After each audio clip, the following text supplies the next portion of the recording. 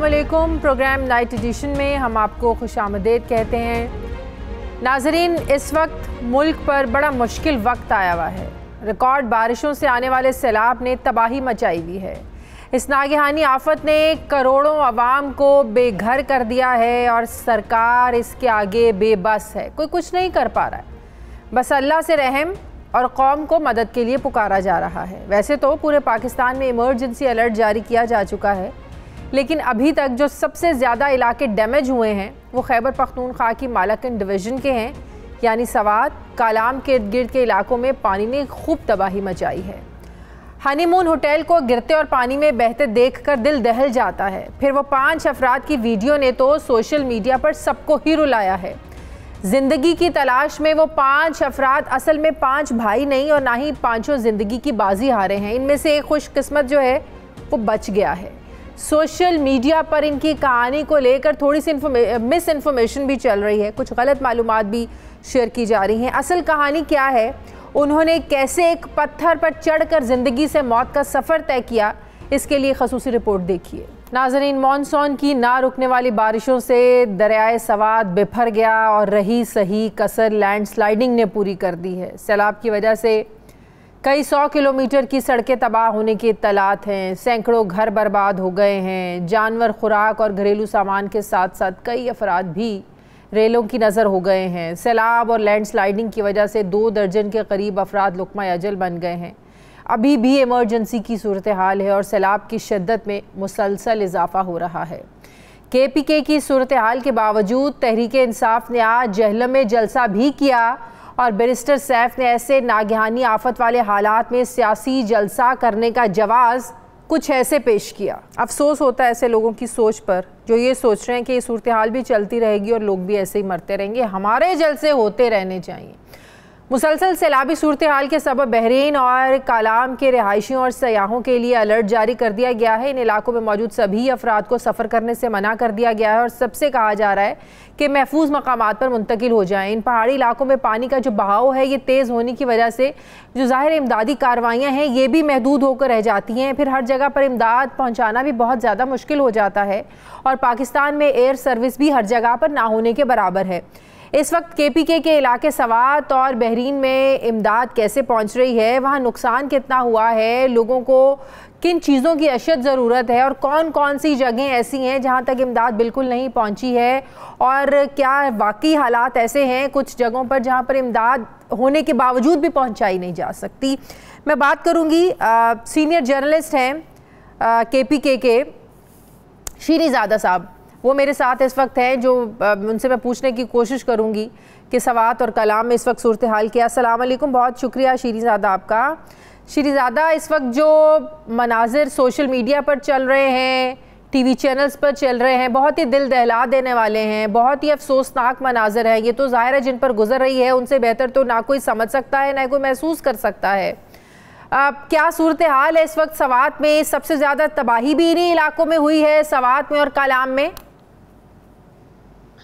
हाँ जी, बिल्कुल ऐसा है कि तकरीबन 4 घंटे में ये सब कुछ जो है ना वो तबाह बर्बाद हो गया। यानी कल सुबह तकरीबन 7 बजे बारिश शुरू हुई और तकरीबन 11 साढ़े 11 बजे तक जो कालाम के जो सबसे मशहूर होटल है हनीमून वो दरियाबुर्द हो गया। इसी तरह छोटे बड़े होटल तकरीबन ये अब तक जो होटलों की और रेस्टोरेंटों की जो तादाद है वो 100 के करीब जो है ना इसमें तबाह हो गई है।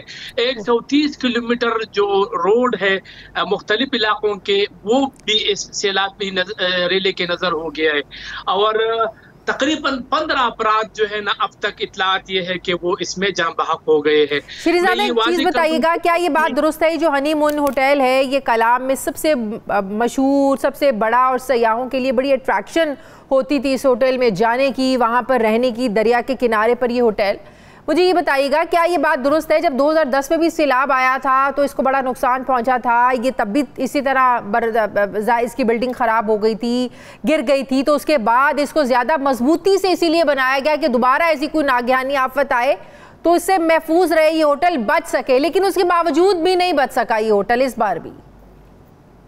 जी बिल्कुल शाजिया, ऐसा है कि ये 2010 में मैंने इसको कवर किया था और ये बिल्कुल मुकम्मल तौर पर वॉश अवे हो गया था। ये तकरीबन 100 कमरों पर मुश्तमिल होटल था 2010 में। इसके बाद हाजी हमायूं शिनवारी जो इस होटल के मालिक है, उन्होंने तकरीबन कोई अरबों रुपए लगाकर इसकी जो नीचे से इसको जो पुश्ते हैं सब जदीद टेक्नोलॉजी से उन्होंने किया। लेकिन किस्मत की बात है कि इस सैलाब जो पिछले साल यानी 2010 में ये तकरीबन 1,75,000 क्यूसिक था, लेकिन इस दफा ये 2,47,000 क्यूसिक था। तो ये तिनकों की तरह जो है ना ये ब्रिजेस और ये जो इमारत कुदरती आफात के आगे किसी का बस तो नहीं चलता। मुझे ये बताइएगा, इस वक्त लोग जो हैं कितने आपके इत्तलात के मुताबिक ऐसी जगहों पर फंसे हुए हैं? सोशल मीडिया पर मैंने बहुत से ऐसे लोगों की आवाज़ें सुनी कि अभी तक उनको बचाने के लिए कोई नहीं आ रहा है। आज एक लड़की की भी सोशल मीडिया पर वीडियो बड़ी वायरल हो रही है, वो कह रही है कि हम इंतज़ार कर रहे हैं, हो सकता है कि कल आपको मैं ये भी कहने के लिए ना बचूं। तो ऐसी क्या बहुत सी जगह हैं, बहुत से लोग हैं जिनको बचाया नहीं जा पा रहा वसाइल की वजह से। ज़ाहिर है पाक फौज तो हर बार की तरह इस बार भी आगे आगे है, लेकिन क्या ये बात दुरुस्त है कि अभी महदूद वसाइल की वजह से उन लोगों तक पहुँचा नहीं जा पा रहा? असल में शाजिया, सबसे पहले तो मैं ये क्लियर कर दूं कि जो कुमराट में फैमिली फंसी थी इनको रेस्क्यू कर दिया गया है, वो बहिफाजत से मुकाम पर महफूज है।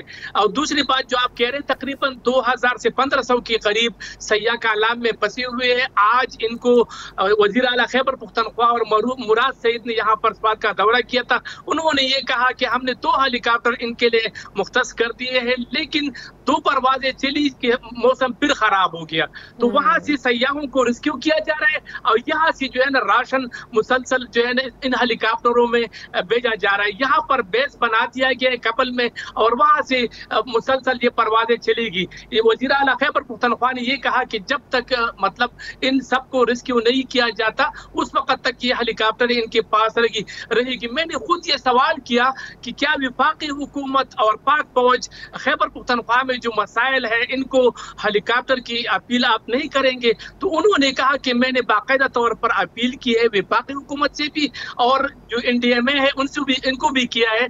मैं अपील करता हूं, उनको रिक्वेस्ट करता हूं कि वो हमें हेलीकॉप्टर फराहम करे ताकि 1-2 दिन में इन जो जितनी भी सयाह फंसी हुए इनको हम रेस्क्यू करें।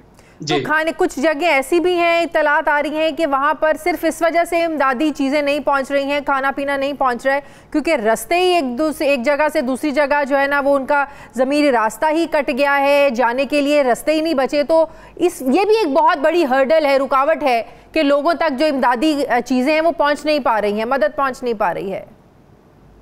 देखो शाजिया, मैं थोड़ा सा वाज़ेह कर दूं कि NH यानी ये जो नेशनल हाईवे है कालाम का मेन जो रोड है ये विभाग के पास है। तो आज वज़ीर आला ने भी ये मुतालिबा किया कि 3 जगहों पर ये रोड डैमेज हुआ है, अगर आप इनको 2 दिन में ठीक नहीं करते, काम इस पर आगाज नहीं करते तो फिर सुबह हुकूमत इस पर आगाज करेंगे और हम इस रास्तों को बहाल करेंगे। लेकिन इत्तलात यह है कि NHA ने भी इस पर काम शुरू कर दिया है। मेरा ख्याल है जो मेन रोड है इसको अगर ठीक कर दिया जाए तो बाकी लिंक रोडों को, बाकी जो इलाके हैं वहां पर इमदाद पहुंचना बहुत आसान हो जाएगा। बहुत बहुत शुक्रिया सीनियर जर्नलिस्ट तज्जियाकार शिरीनज़ादा सवात से मेरे साथ थे, बहुत शुक्रिया आपका। नाज़रीन मुझे ब्रेक लेनी है, ब्रेक के बाद फैसल अब्बासी 92 न्यूज़ के एंकर पर्सन वो भी मौजूद हैं सैलाबी इलाकों में, उनसे भी सूरत हाल जानेंगे कि वो कहाँ पर मौजूद हैं और इस वक्त सूरत हाल क्या है उन जगहों की। वापस आते हैं थोड़े से वक्फे के बाद।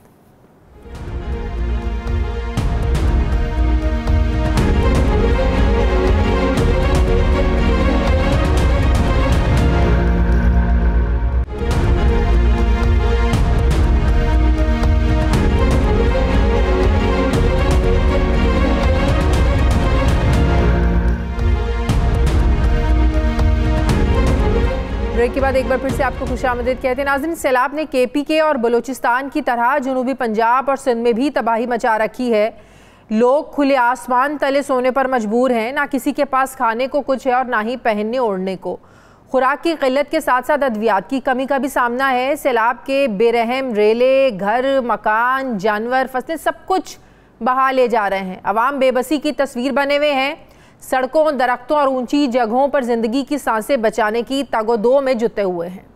जनूबी पंजाब में राजनपुर, लैया, डेरा गाजी खान और तौंसा के इलाकों में सैलाब ने बहुत तबाही मचा रखी है, जबकि सिंध में केरथेर और काछू में सैलाबी सूरत हाल है। सैकड़ों देहात ज़ेर-ए-आब आ गए हैं, ज़राए मवासलात मुनक़ते हैं और राशन और साफ़ पानी की अदम दस्तयाबी समेत बेपर्दगी का पहलू भी अब नुमायां हो चुका है कि लोग अपनी जवान बेटियों, बहुओं और ख़वातीन के साथ आखिर जाएँ तो कहाँ जाएँ।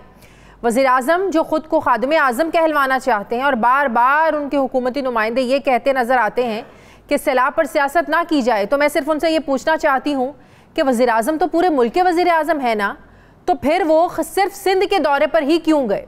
उन्होंने KPK का दौरा क्यों नहीं किया? KPK में जो लोगों को तकलीफ़ है वहाँ पर भी लोगों को ज़ाहिर है मुश्किलात का सामना है, लोग ज़िंदगी और मौत की जो है ना वो कशमकश में हैं। क्या वहाँ का दर्द नहीं सता रहा शहबाज शरीफ साहब को? क्या अभी भी उनकी सियासत या उनकी जो अना है वो आड़े आ रही है कि जिस तरह उन्होंने सिंध में हेलीकॉप्टर में बैठकर वज़ीर आला सिंध और बिलावल भुट्टो के साथ सिंध के जो मुतासरा इलाके हैं उनका दौरा किया, क्या उनको बलूचिस्तान KPK जाने से किसी ने रोका?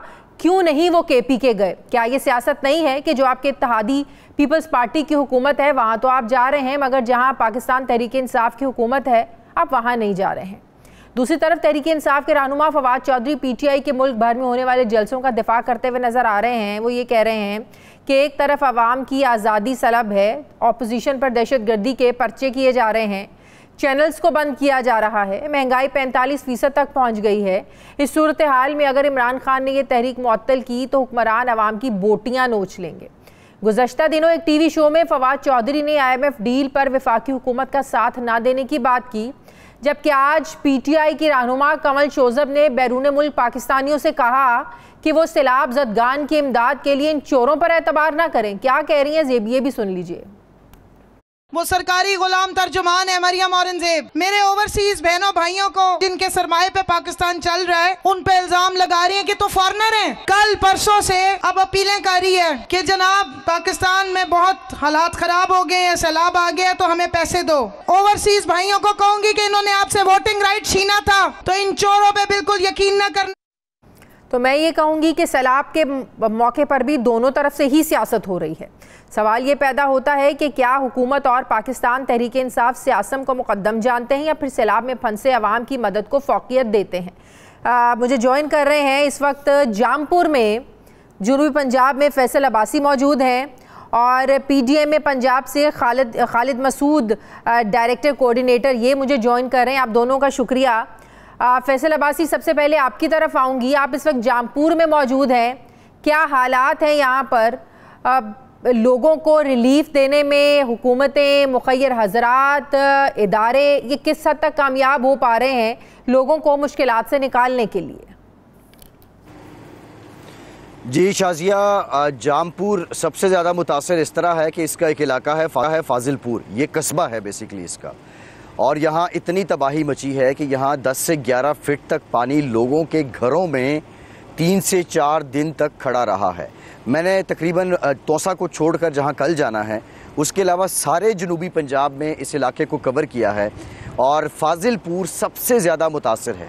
हम यहाँ पर जब पहुँचे आज से तीन रोज़ पहले तो यहाँ हमने देखा कि रेस्क्यू 1112 की जो अमला है वो मौजूद था, वो लोगों को रेस्क्यू कर रहे थे। PDMA के स्लाइटली कुछ टेंट्स हमें कहीं लगे हुए नज़र आए और बाकी फलाही तंजीमों और जिस तरह 92 न्यूज़ फाउंडेशन की जानिब से मदद की गई, ये सारा सिलसिला यहाँ जारी रहा। यहाँ पे बहुत अंदोनाक किस्म के मनाजिर देखे हैं मैंने शाजिया। यहाँ मैंने पानी के नीचे कब्रिस्तान देखे हैं, यहाँ मैंने पानी के नीचे वो लाशें देखी हैं जो उस मली है उसमें धंस चुकी थी और उससे निकलना मुश्किल हो रहा था। यहाँ मैंने पूरे के पूरे घर डूबे हुए देखे हैं।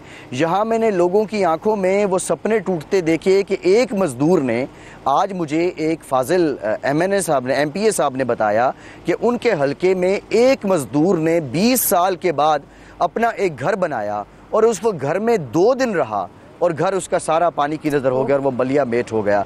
यहाँ हर तरफ कहानी है। लेकिन अगर आप हुकूमती इंतज़ामात की बात करें, आज मेरी जो यहाँ पे DC राजनपुर हैं जो हालिया तैनात हुए हैं, पहली तो ये बात समझ नहीं आती कि इस आफत के दौर में यहाँ जब 10-12 दिन पहले से जब बारिशों का स्पेल आ चुका था, सैलाब का पहला स्पेल, तो उस वक्त DC राजनपुर को बदलने का क्या ज़रूरत पेश आ गई कि जब यहाँ पे एक DC एक अफसर नया आएगा और वो आके अभी ओरिएंटेशन भी नहीं लेता पूरे डिस्ट्रिक्ट को, उसको मालूमात भी नहीं होती और उसके ज़िम्मे ये सारे मामलात लगा दिए जाते हैं। बहरहाल आसिफ रहीम साहब यहाँ पे DC तैनात हुए हैं, मेरी आज उनसे बात हुई है, यहाँ पे जो सियासतदान हैं उनसे भी बात हुई है।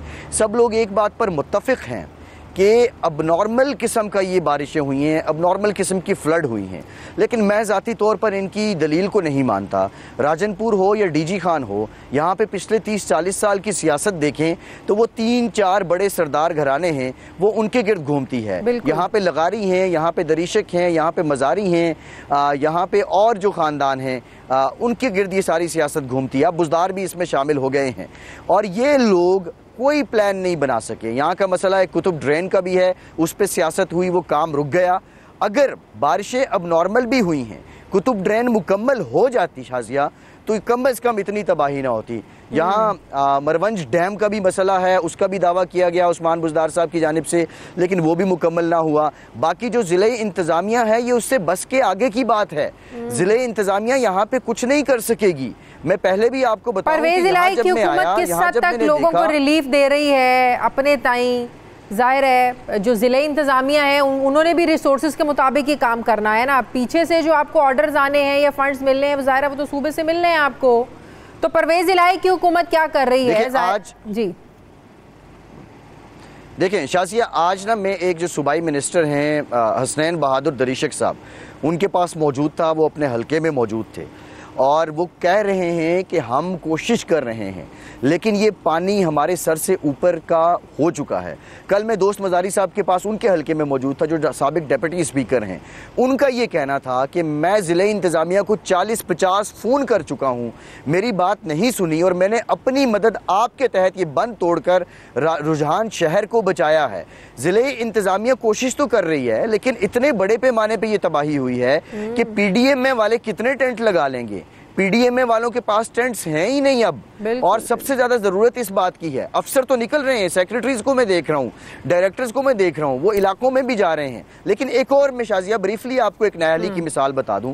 2 दिन पहले 92 न्यूज पे हमने रिपोर्ट किया, यहाँ पर जो फाजिलपुर का और राजनपुर का जो राब्ता है और आगे टूवर्ड्स सिंध रुझान तक जो इंडस हाईवे है, एक मकाम से वो बारिश से सैलाब से टूटी, दूसरे मकाम से खुद तोड़ी महकमा इशारात ने, इरिगेशन डिपार्टमेंट ने पानी निकालने के लिए। मैंने उनके SDO से बात की, उसने कहा जी 2 घंटे में आर्जी पुल लग जाएगा। आज तकरीबन 60 घंटे गुजर चुके हैं, दिन को भी हमने रिपोर्ट किया, वो आर्जी पुल नहीं लग चुका। बाज़ जगहों पे तो ज़िले इंतज़ामिया, जब हमारी मीडिया की गाड़ी जाती है, 92 न्यूज़ की गाड़ी पहुंची, हम वहाँ कवरेज के लिए पहुंचे तो हमने देखा AC साहिबा भी आ गई, DSP साहिबा भी आ गए। वो इस वक्त कोई विजन, कोई फोकस प्लान नज़र नहीं आ रहा। ज़िले इंतज़ामिया भी ये कह रही है, मेरी जब बात हुई वो कह रहे हैं कि बहुत से ऐसी जगह हैं, बहुत से ऐसे मकामात हैं कि जहां तक हमारी एक्सेस से मुमकिन नहीं हो पा रही है। लेकिन this is not an excuse. ये Shazia they have to deliver. जी, खालिद मसूद है मेरे साथ, डायरेक्टर कोऑर्डिनेटर PDMA पंजाब, वो भी मेरे हैं, उनसे बात करते हैं। खालिद मसूद साहब, इस वक्त जो सूरत हाल है सबके सामने है, ज़िले इंतज़ामिया भी ज़ाहिर है जितने उनके पास रिसोर्सेज हैं, जितने वसाइल हैं, उसके मुताबिक वो काम करेंगे। लेकिन आज कुछ जगहों का मैं सुन रही थी कि लोग सैलाबी पानी पीने पर मजबूर हैं, अपने बच्चों को 2-2, 3-3 दिन से वो उन्होंने कुछ खिलाया नहीं है। तो ऐसे में आप लोग क्या कर रहे हैं? वाकई रिसोर्सेज की कमी है? पंजाब हुकूमत इसमें किस हद तक फैसिलिटेट कर रही है? क्योंकि हम देख रहे हैं पंजाब में तो PTI को तो जलसों की पड़ी हुई है। आप लोग किस हद तक लोगों को रिलीफ देने में या लोगों तक पहुँचने में कामयाब हुए हैं? जी बहुत शुक्रिया हमें कांटेक्ट करने का। असल में बात यह है कि जिस लेवल पे या जिस स्कोप पे ये डिज़ास्टर हुआ है, ख़ास तौर पर इरेटिक जो पैटर्न है वेदर का, और हमारी एक्सपेक्टेंसी से ज़्यादा क्वांटम में बारिशें हुई हैं कोहे सुलेमान में, और उनकी फ्रीक्वेंसी भी ज़्यादा थी अगेन एंड अगेन। तो हमारी तैयारियां तो मुकम्मल थीं, पिछले प्रेसिडेंट्स के मुताबिक सारे सामान मुहैया किए गए थे, एडवांस में डिप्लॉयमेंट करवाई गई थी, टीमें तैयार थीं रेस्क्यू की एटसेट्रा। लेकिन जब क्वांटम बहुत आया है और इरेटिक पैटर्न के साथ आया है और अगेन एंड अगेन स्ट्राइक किया है बारिशों ने और हिल टॉरेंट्स ने, तो फिर ये मसाइल पैदा हुए हैं। अब हम ये भी नहीं कह सकते कि किसी को भी रिलीफ नहीं पहुंच पा रही, और हम ये भी नहीं कह सकते कि सबको 100% रिलीफ पहुंच चुकी है। हमारी पूरी कोशिश है कि तमाम लोगों तक पहुंचा जाए, और उसमें खास तौर पर जो किरदार है अभी कोई आप लोगों ने कोई सर्वे करवाया है या कोई आप लोगों को पता है कि इस वक्त इमीडिएटली लोगों को सबसे ज्यादा किस चीज की जरूरत है? जो मेरे तक इन्फॉर्मेशन पहुंची है लोगों से बात करके, वो ये है कि लोगों को सबसे ज्यादा इस वक्त पानी की जरूरत है। जी, आप बिल्कुल ठीक कह रहे हैं, पानी की ज़रूरत है, शेल्टर की बहुत ज़्यादा ज़रूरत है, टेंट्स की, ताकि वो किसी जगह सिमट के संभल के बैठें, फूड की ज़रूरत है बहुत ज़्यादा, और पानी की ज़रूरत है। इसमें कोई शक नहीं है कि ये तीनों जो एस्पेक्ट हैं वो इमीडिएट रिक्वायरमेंट हैं इस वक्त। अब पानी मुहैया करने की भी अपने तौर पर डिस्ट्रिक्ट इंतज़ामिया और बाकी सारे लोग मिलकर पूरी कोशिश कर रहे हैं। वाटर बाउजर्स वगैरह प्रोवाइड किए जा रहे हैं। तमाम जहां आबादी ज़्यादा एक जगह पे पाई जाती है वहां पे तो वाटर बाउजर 24 घंटे अवेलेबल करने की कोशिश की जा रही है। जहां स्कैटर्ड पॉपुलेशन है वहां भी अपने तौर पर पहुंचाने की कोशिश जारी है। और ये एक ऐसा काम है, इतना बड़ा टास्क है, जो जाहिर तौर पर गवर्नमेंट इतने शॉर्ट स्पैन ऑफ टाइम में, जितनी तेज़ी से ये डिज़ास्टर आया है, इतने बड़े स्कोप पे रिस्पॉन्ड फुली 100% कवर करने में मसाइल सामने आ रहे हैं गवर्नमेंट को। और इसके साथ साथ जो हमारे साथ तावन कर रहे हैं तंजीमें, हम उनके भी शुक्रगुजार हैं, और बहुत अच्छे तरीके से मेडिकल कैंप्स आपके चैनल की तरफ से भी और बाकी भी आप लोगों ने कहाँ लगाए हैं? ऐसी सिचुएशन में हमेशा हमने देखा है कि जब सैलाबी पानी आते हैं ये सूरत हाल होती है, बीमारियां तरह तरह की फूटती हैं। कि हमारे 100 से ज्यादा मेडिकल कैंप्स जो हैं, हमारे 100 के करीब मेडिकल कैंप्स और जो रिलीफ ऑपरेशनल कैंप्स हैं वो इस्टेब्लिश्ड है, खास तौर पर इन्हीं 2 डिस्ट्रिक्ट्स में, जिनमें मेडिकल की सहूलियात हैं, अद्वियात भी मौजूद हैं। और इसके अलावा हमारी मोबाइल टीमें भी डॉक्टर्स और डिस्पेंसर के साथ मूव करके प्रोवाइड कर रही हैं हेल्थ केयर। ये सारी चीज़ें चल रही हैं। फूड हैम्पर्स जो हैं वो भी हमने डिस्ट्रीब्यूट अभी तक 60,000 तकसीम करवा चुके हैं। इसी तरह एनिमल की इवैक्यूएशन भी जारी है साथ साथ, और जो टेंट्स हैं वो भी 40,000 अभी तक हम इन 2 डिस्ट्रिक्ट में तकसीम कर चुके हैं। लेकिन ये ज़रूरत से बहुत कम है। अभी तक बहुत सी इंटरनेशनल ऑर्गेनाइजेशन और नेशनल ऑर्गेनाइजेशन के साथ भी हमारी निगोशिएशन जारी है, और उम्मीद है कि अगले 3-4 दिनों में हम सारी ज़रूरियात पूरे करने में कामयाब हो जाएंगे इंशाल्लाह। बहुत बहुत शुक्रिया। फैसल अब्बासी मेरे साथ थे, Khalid Masood sector coordinator PDM Punjab मेरे साथ है। आप दोनों का बहुत शुक्रिया। मुझे ब्रेक लेनी है, वापस आते हैं एक वक्फे के बाद।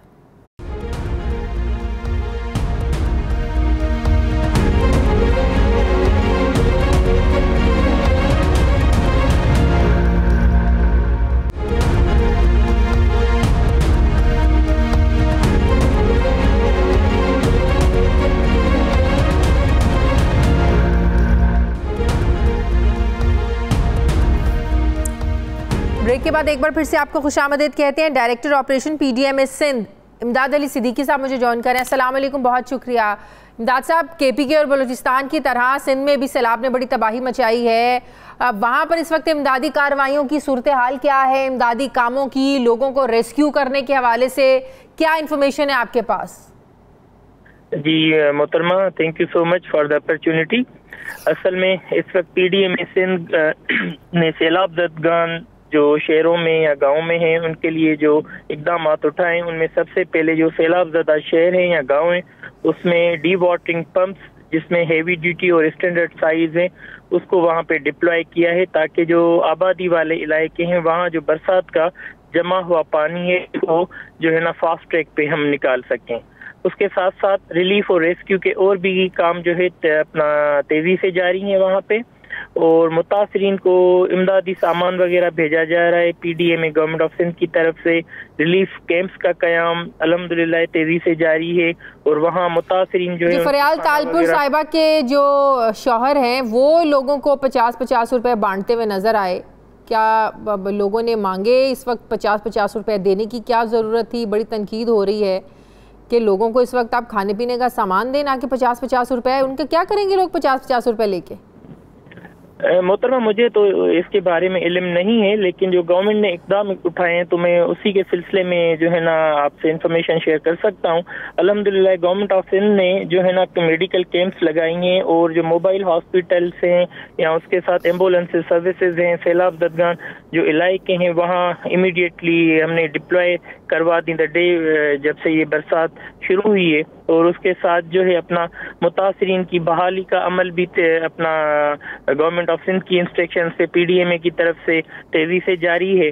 और उसके साथ साथ जो है मैं आपको बताता चलूं कि गवर्नमेंट ऑफ पाकिस्तान ने, प्राइम मिनिस्टर ऑफ पाकिस्तान साहब ने बहाली किस सेंस में बहाली की बात कर रहे हैं? अभी तो लोगों को सिर्फ महफूज मकाम पर मुंतकिल कर रहे हैं ना, सही बहाली रिहेबिलिटेशन वो तो एक बड़ा लंबा प्रोसेस है, वो तो बात की बात है। बिल्कुल बिल्कुल, ये यानी जो जहाँ पे फंसे हुए थे लोग उनको रेस्क्यू करके और रिलीफ कैंप्स में लाना, तो सम सॉर्ट ऑफ अपना रिकवरी की मैं बात कर रहा हूँ। उसी जमान में मैंने आपको बताया कि बहाली है। और उसके साथ साथ जो है बरसात की वजह से जो लोगों के नुकसान हुए हैं उसके लिए भी रैपिड नीड असेसमेंट जो है वो गवर्नमेंट ने रिक्वेस्ट की हुई है। विफाक कितना सपोर्ट कर रहा है? विफाक से आप लोगों को कुछ मिल रहा है? बिल्कुल मिल रहा है। वफाक गवर्नमेंट ऑफ पाकिस्तान ने NDMA के जरिए काफ़ी इमदादी सामान भी दिया है, जो PDMA ने फिर आगे मजीद जो डिस्ट्रिक्ट डिजास्टर अथॉरिटीज़ हैं उनको भिजवा दिया है और वहाँ पे वो अल्हम्दुलिल्लाह अफेक्टेड पीपल में डिस्ट्रीब्यूट भी हो रहा है। इमीडिएट लोगों को किस चीज़ की सबसे ज़्यादा ज़रूरत है? और ज़ाहिर है ताकि TV चैनल्स के ज़रिए मुखय्यर हजरात तक भी हमारा मैसेज पहुँचे, आप लोगों के तवस्सुत से हमारे चैनल के ज़रिए, कि ताकि पता चले कि लोगों को इमीडिएट किस चीज़ की ज़रूरत है और जो मुखय्यर हजरात हैं इमदादी तंजीमें वहाँ तक वो चीज़ें पहुँचाएँ। असल में मोहतरमा उसमें हमें जो है ना शेल्टर रिलेटेड चीज़ें जो रिलीफ में, जैसे टेंट्स हो गए, तरपाल हो गई, प्लास्टिक शीट्स हो गई, चटाई वगैरह हो गई, इन चीज़ों की ज़रूरत है ताकि हम लोगों को फौरी जो है ना शेल्टर प्रोवाइड कर सकें। उसके लिए जो है ना सबसे जितने भी गैर सरकारी इदारे हैं, फिलैंथ्रोपिस्ट हैं, सबको यही गुजारिश है कि गवर्नमेंट का साथ दें, क्योंकि ये किसी भी इदारे के लिए के बस में बात नहीं है कि अकेले से वो कुछ कर सके, मिलजुल के करना है। खाने पीने की जरूरियात पूरी हो रही हैं? हाँ अल्हम्दुलिल्लाह, बिल्कुल सरकारी इदारे भी कर रहे हैं और गैर सरकारी इदारे भी कर रहे हैं। INGOs भी हैं, NGOs भी हैं और जो समाजी वर्कर्स हैं वो भी। सिंध में भी अभी कुछ इलाके ऐसे हैं, कुछ इन्फॉर्मेशन थी कि लोग फंसे हुए हैं अभी तक और उनको निकालना बड़ा मुश्किल हुआ है? नहीं, अल्हम्दुलिल्लाह तकरीबन जितने भी लोग थे और जहाँ जहाँ हमें मैसेजेस मौसूल हुए, हमने आर्मेड फोर्सेस की भी जो है सर्विसेज उसमें हासिल की हैं। और जहाँ इमरजेंसीज थी, कॉम कोस्ट वगैरह, पाकिस्तान एयरफोर्स, ये पाकिस्तान आर्मी, हम अपना पाकिस्तान नेवी, सारे मिलके जो है ना रेस्क्यू का काम कर रहे हैं इसमें। बहुत शुक्रिया डायरेक्टर ऑपरेशन PDMA सिंध इमदाद अली सिद्दीकी साहब मेरे साथ, बहुत शुक्रिया आपका। मुझे ब्रेक लेनी है नाज़रीन, वापस आते हैं एक छोटे से वक्फे के बाद।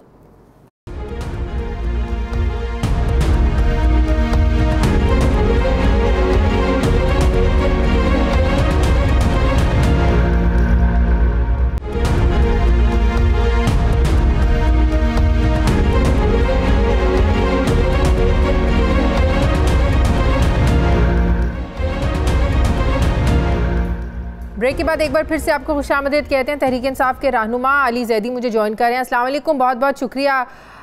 अली जैदी साहब, आपने वो बैरिस्टर सैफ KP के हुकूमत के तर्जुमान, उनका एक टेलीविज़न पर बयान सुना होगा।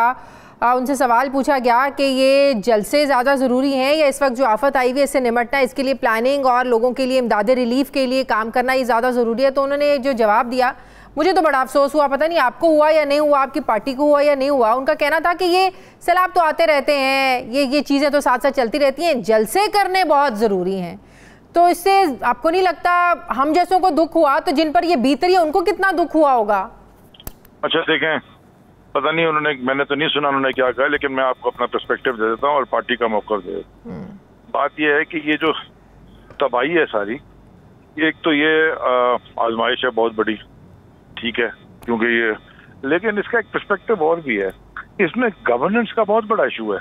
मैंने अभी कोई 10 मिनट पहले ट्वीट किए तस्वीरें खैबर पख्तूनख्वा की, जब वहाँ पे डेवस्टेशन हुई थी कल परसों, और वो आज की तस्वीरें देखें कि उन्होंने किस तरह उसको हैंडल कर लिया और उसका हाल क्या है।